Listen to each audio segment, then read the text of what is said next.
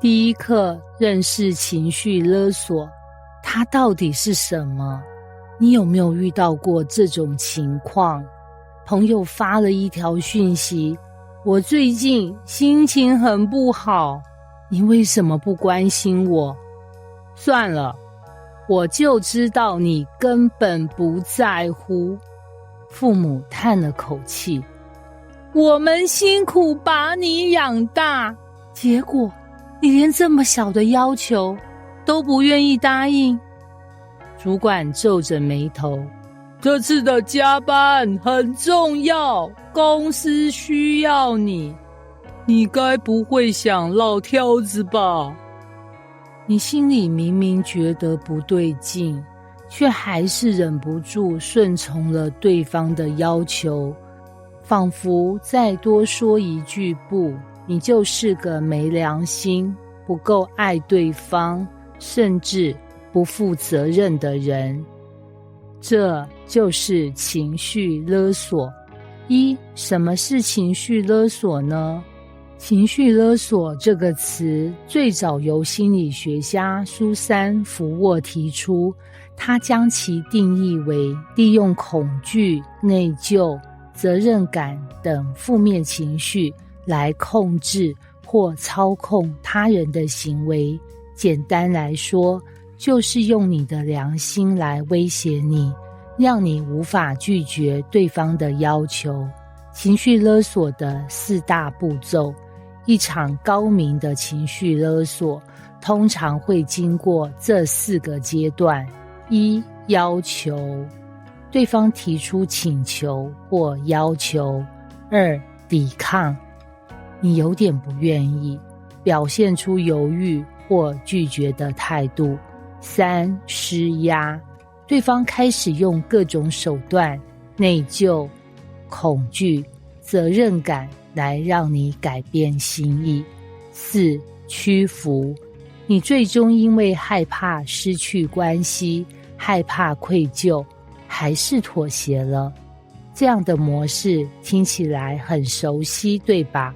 因为它无处不在。2为何我们常常落入情绪勒索的陷阱？因为我们害怕失去关系。人类是群居动物，害怕被排挤、孤立，因此我们往往选择顺从，而不是对抗。当妈妈说，你不听话，妈妈就不爱你了，孩子怎敢说不？当恋人说，如果你真的爱我，你就会这么做，我们怎么能拒绝？2因为我们害怕内疚与责备，我们从小就被教育要善良、要体贴、要懂事，所以当别人用你这样让我很伤心来攻击我们时，我们会不自觉的内疚，觉得是不是自己做错了。3因为对方的手段太高明，情绪勒索者通常很擅长操控，让你在不知不觉间掉入陷阱。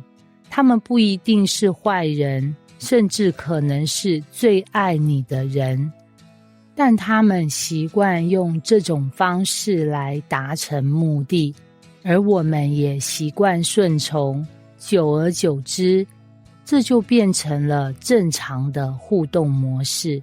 3生活中的情绪勒索案例。案例1，妈妈的苦肉计。诗婷刚找到一份梦想中的工作，兴奋地告诉妈妈，我想搬到公司附近住，这样上下班比较方便。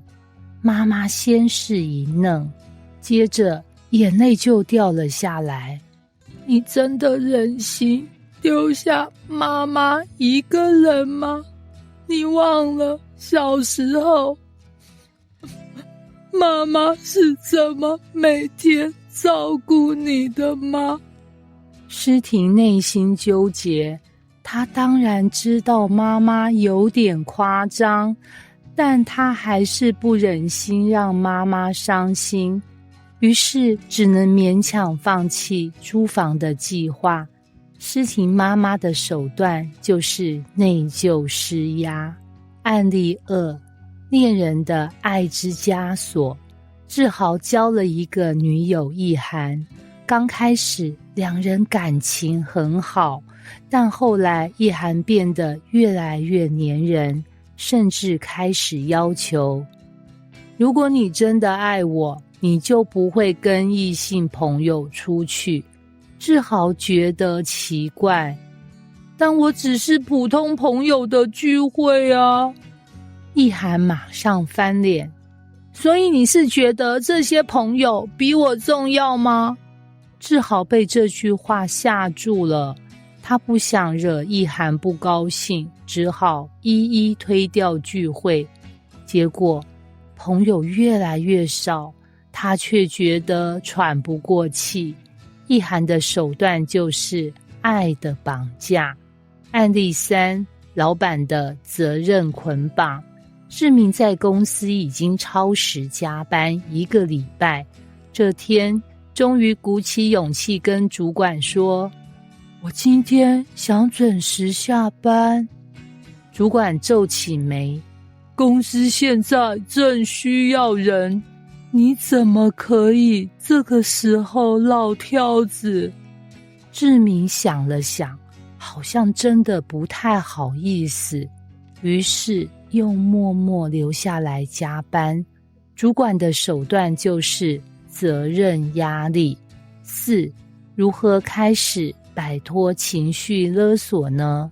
现在你已经知道什么是情绪勒索，也了解为什么我们会落入这个陷阱，那么该如何开始摆脱呢？1，觉察，发现对方的勒索手法。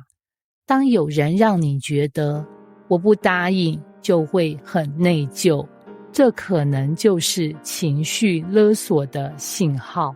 2，分辨，内疚与责任感不同，真正的责任感应该来自你的选择，而不是被强加的。3，设立界限，学会说不。你有权利决定自己的界限，别让别人轻易越界。结语，做回自己，让爱不带枷锁。情绪勒索就像一张看不见的网，让我们在关系中挣扎、内疚，甚至失去自己。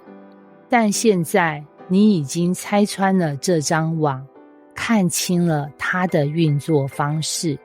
下一次当你听见如果你爱我，你就应该，或者你这样做让我很伤心的时候，请记住，真正的爱不是控制，而是理解与尊重。你有权利选择，你的价值不应该建立在别人的操控之上。摆脱情绪勒索，并不代表我们要冷漠或拒绝帮助别人，而是学会在爱与界限之间找到平衡，让我们的关系更加健康自由。接下来的课程，我们将深入探讨如何回应这些情绪勒索，让自己不再成为别人的情绪人质。记住，爱不是控制，真正的关系应该是自由且尊重的。